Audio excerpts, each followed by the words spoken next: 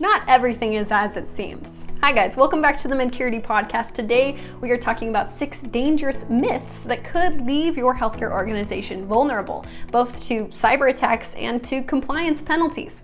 We're going to walk through each one. We're going to talk about why these do not hold up and what you should be thinking about instead. Some of these myths might sound familiar and maybe even seem reasonable at first glance, but when you dig a little deeper, the risks that they create are too big to ignore. Let's get into it. Starting with the first myth, we're too small to be a target. It's something that we've heard a lot, and honestly, it makes sense why people think that way. You're running a small clinic, maybe a local specialty office. You're not a giant hospital or a national chain, so why would hackers bother? But here's the thing, attackers don't care about the size of your organization, they care about making money from your data. And these healthcare records are incredibly valuable to you if they can get you to pay a ransom, or they can sell them for a high price on the dark web. And smaller practices will often have fewer security resources, maybe some outdated systems, maybe no dedicated IT team, and that might make them easier targets. In fact, if you look through breach reports from HHS, you'll see that these are packed with small and mid-sized providers. Being small isn't protection, being prepared is. All right, let's keep moving. Another common myth, HIPAA audits are so rare, we don't really need to worry. Now, it's true that random HIPAA audits aren't happening to everyone every day, but enforcement actions, investigations triggered by complaints, reviews after reported breaches, those are happening all the time. And once an investigation kicks off, it moves fast. OCR isn't just checking whether you had a breach, they're looking at how prepared you were before anything went wrong. They want to see your security risk analysis, your employee training records, your policies, your vendor agreements. They'll want to know whether you've been maintaining your compliance, not just scrambling after the fact. Audits and investigations aren't actually rare anymore, especially when so many breaches are making the news. Being ready isn't optional. It's part of protecting your organization, your patients, and your reputation. Next, let's talk about another myth that sounds reassuring but actually leaves a lot of holes.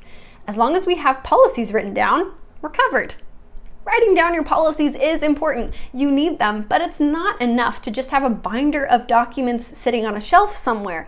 Regulators and even your own leadership team want to see that those policies are actually being lived out. Having a documented SRA? Good.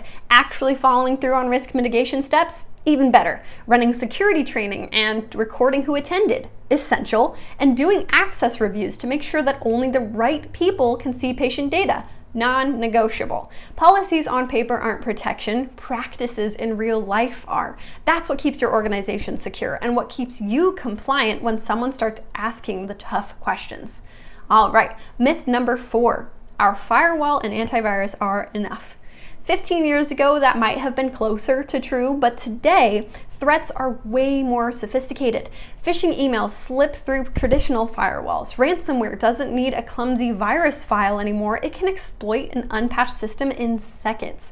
And insider threats, someone inside your organization misusing access, are not stopped by a firewall at all. What you need today is layered security. Things like multi-factor authentication, where a stolen password alone isn't enough to get in, endpoint detection tools that spot suspicious behavior, regular patching to close off any vulnerabilities, employee training to catch phishing emails before someone clicks.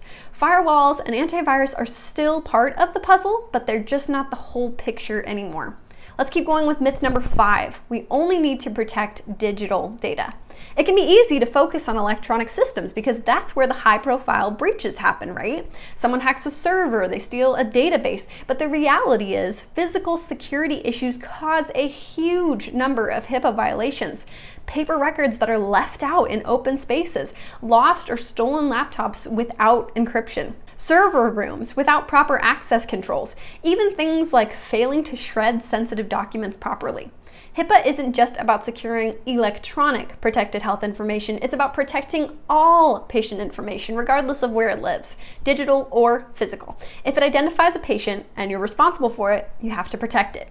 Ignoring physical security is like locking your front door but leaving your windows wide open, right? And now, myth number 6. This one is a big deal. We only need to do a security risk analysis once in a while.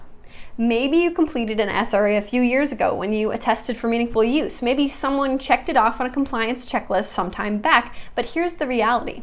An SRA isn't a one and done project. HIPAA expects you to maintain an ongoing risk management process. At the very least, you should be completing a full security risk analysis every year. And if something major changes, if you move locations, or if you implement a new EHR, you switch to new cloud services, you need to update that SRA. Threats change constantly. New vulnerabilities appear, your systems evolve. An SRA from 2 or 3 years ago can't protect you from the threats that you're facing today. So staying on top of your SRA isn't just about compliance, it's about building security into the foundation of your operations. At Medcurity, we make the SRA process simple, thorough, and manageable. Plus, we help you stay on track with updates and threat monitoring all year long. All right, let's put it all together. We have talked about believing that you're too small to be a target, thinking that HIPAA audits are too rare to worry about, assuming that written policies are enough, trusting just a firewall and antivirus, ignoring your physical security, and treating your SRA like it's a once-in-a-blue-moon project.